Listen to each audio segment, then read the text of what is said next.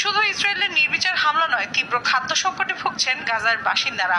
অনাহার অর্ধাহারে দিনের পর দিন কাটাতে হচ্ছে উপত্যকাটির অসহায় শিশুসহ নানা বয়সী মানুষকে। গাজার স্বাস্থ্য মন্ত্রণালয়ের হিসাবে 21 মাসের বেশি সময় ধরে চলা সংঘাতের সময় উপত্যকাটিতে অপুষ্টিতে ভোগে 101 জনের মৃত্যু হয়েছে। তাদের মধ্যে 80 জনই শিশু। শুধু গাজার বাসিন্দারা নয়, অনাহারে ভুগছেন জাতিসংঘের ফিলিস্তিনি শরণার্থী বিষয়ক সংস্থা UNRWA এর কর্মী ও চিকিৎসকরাও।